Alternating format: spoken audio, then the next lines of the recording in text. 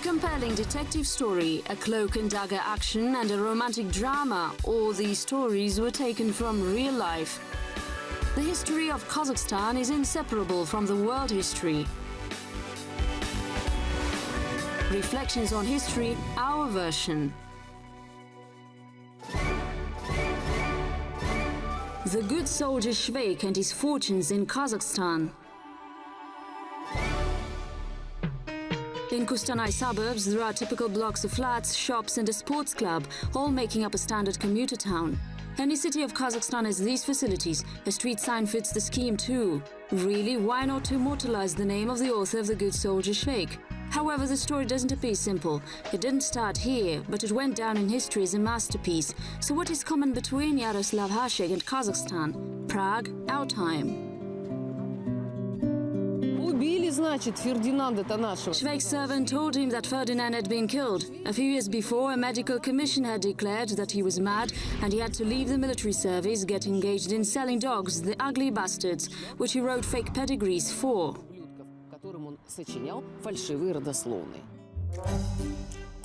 Hašek copied this shady business from his own working career, and he did the same with many other things. However, he didn't have time to write about the time he lived in Kazakhstan.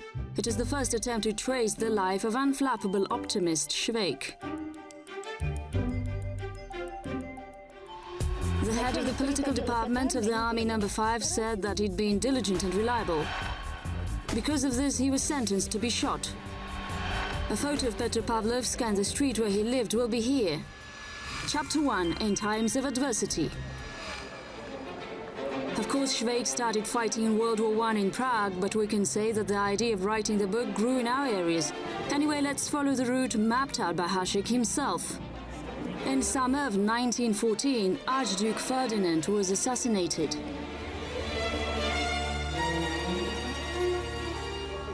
You should understand that it was a great loss to Austria. Of course it was a loss, because Ferdinand could not be replaced with a fool.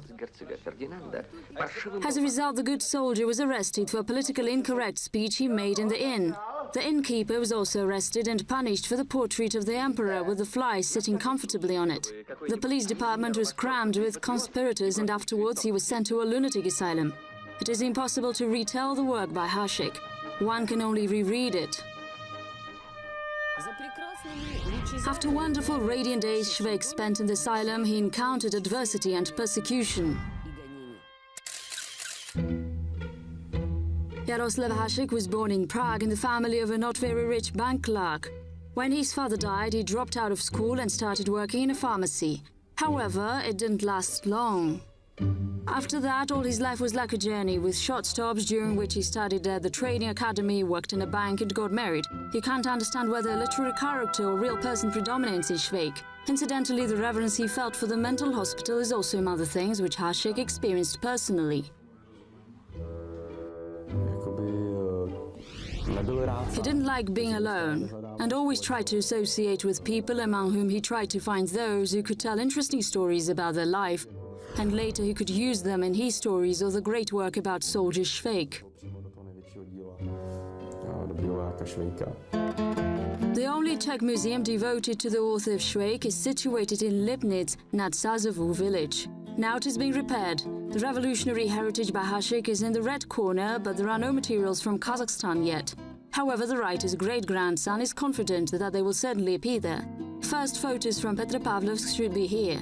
Merchant Smolin's house, where the Red Army political department was situated, was the place where the writer worked. It will be here in Kazakhstan. The writer was in Petropavlovsk and Kustanai. Perhaps he was in other Kazakhstan cities and villages, but unfortunately no family legends about it have remained.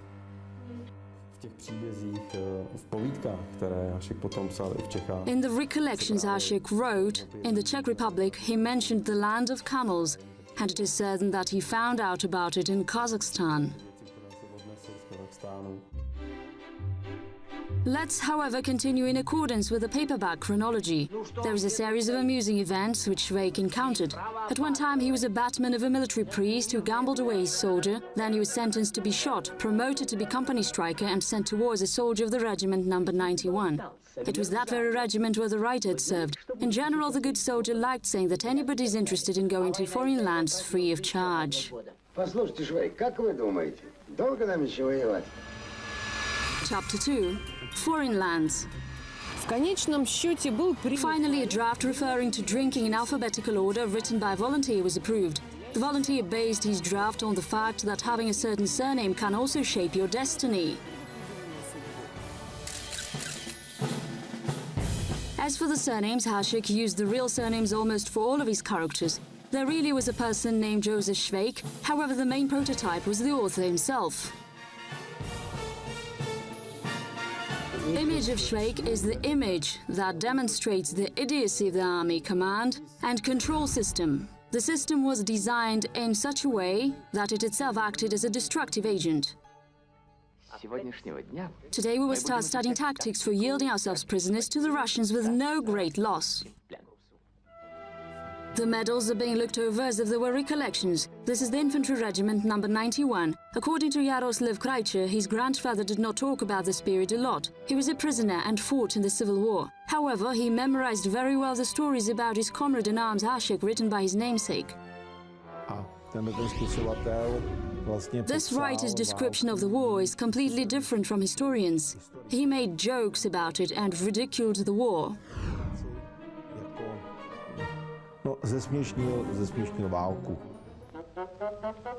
The first prisoners of war were brought in August 1914. According to the data referring to December 1914, the number of Austro-Hungarian citizens in Kazakhstan amounted to 16,000 people. They were placed in Akmolinsk, Petropavlovsk, Ust-Kamenogorsk and other cities. In due time, as part of the Austro-Hungarian Empire, they supported the enemy, which was Germany, and Czech soldiers. However, Hašek and many of his brothers-in-arms didn't want to go to war. Not only had the whole company surrendered, for instance, the whole 1st Regiment of Prague surrendered to music together with the regimental band. They almost sang when they were surrendering to the Russian army in 1915. However, it wasn't because they were cowards. On the contrary, they found this war extremely unfair. Approximately at that time, Svejk and Hašek partied. The good soldier was captured by friendly troops due to misunderstanding, while the writer surrendered to the Russian troops. He spent a few months in a camp situated in Orenburg steppes and then joined a legion, Jan Hus regiment. However, the satirist did not remain a legionary for a long time.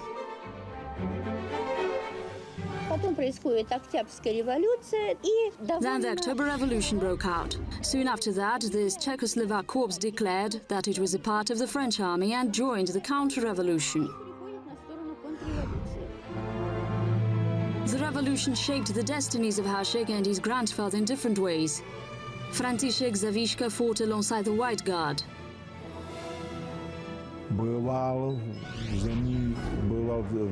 My grandfather fought in such Kazakhstan cities as Astana. I do not remember the name this city had before. If I'm not mistaken, he fought somewhere near Petropavlovsk and Pavlodar. Rebel Hašek joined the opposite side. In 1918, he was in Moscow, Lenin, and on returning to Siberia in the spring, the writer left a letter of resignation from the Legion, joined the Communist Party and formed Czech and Slovak Red Square. By June 1918, the White Guard had come to power in the region. When Czech soldiers captured him, he pretended that he was a mad son of a German from Turkestan. It took Hašek 3 months to get to the friendly troops. In the autumn of 1918, the author of Svejk, as a soldier of the Army No. 5, went to the places where the prisoners of war were. These cities were Omsk, Petropavlovsk, Ust-Kamenogorsk and Kustanai. He did political work in Tukhachevsky's army. In the beginning, he was just a member and then became the head of the foreign division of the political department. It turned out that Hašek was a talented propagandist. Once he managed to attract a group of Turkish prisoners to the Bolsheviks. He could speak many languages quite well, spoke Tatar and certainly understood Kazakh. 720 foreign volunteers were won over. Only few documents about his stay in Kustanai have remained. According to one of them, he held rally concerts for former prisoners of war.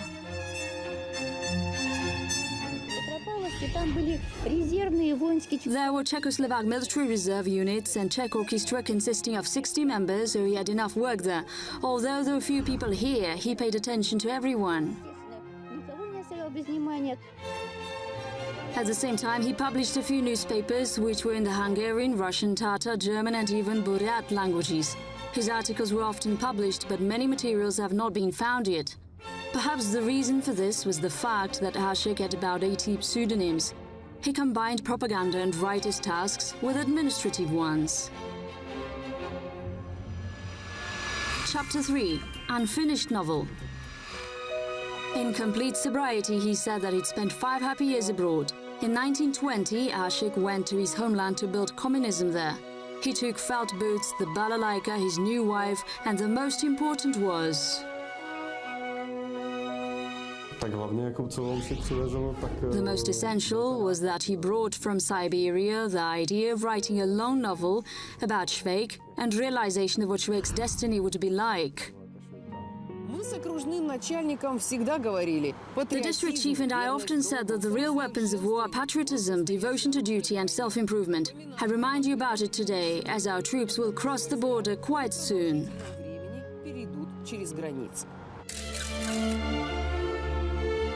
These were the last words from the good soldier Svejk and his fortunes, which extremely weak Jaroslav Hašek could dictate. He asked to bring him some brandy, but was given some milk instead. "You fool me," the writer said sadly. Lipnitz nad Sazovu was the last place of refuge for the author of Immortal Svejk.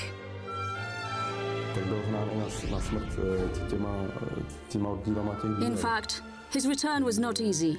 A lot of people didn't understand him, and I think that his life in Prague was very difficult.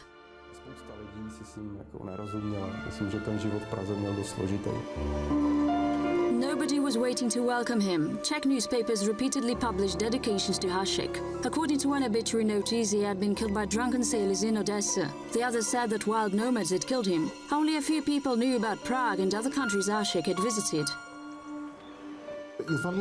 There is a lot of far-fetched information about Hašek's stay in Kazakhstan. It really was invented, and perhaps by Hašek himself. In addition, they could not forgive him for his communistic past. They attributed to him reprisals against his colleagues from the Legion and executions of religious figures. However, he played hoaxes so often that it is impossible to guess what the truth is and what was confabulated. In addition, despite being so prolific, Jaroslav Hašek left surprisingly few lines about this period of his life. However, there is a mysterious version. Epilogue. Svejk in the country of the Bolsheviks.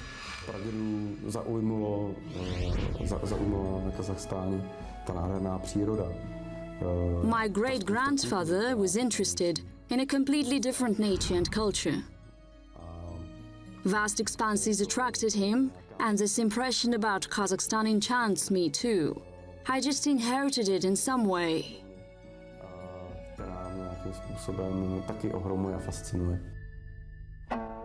Hašek's great-grandson thinks that it is quite possible that Svejk could play the dobra because the writer endowed him with musical talent, and for sure the man who liked Hungarian sausages could not be indifferent to Kazi. However, the problem is that a lot of writers' materials, perhaps, were classified. He asked to establish a secret department in order to fight spies from the Czechoslovak Corps, and he carried out the tasks the Emergency Operation Commission set him. Perhaps it is kept in some dusty boxes. It is said that the information about this manuscript was known even in Prague. Supposedly, the publishers paid for it in advance.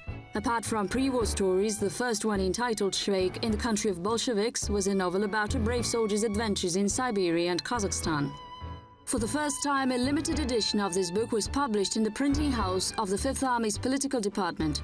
Supposedly, an acquaintance of the writer even got the author's version. The thick book was printed on rough grey paper. This book, written in the manner typical of Hašek, was about how Svejk became a Red Army soldier.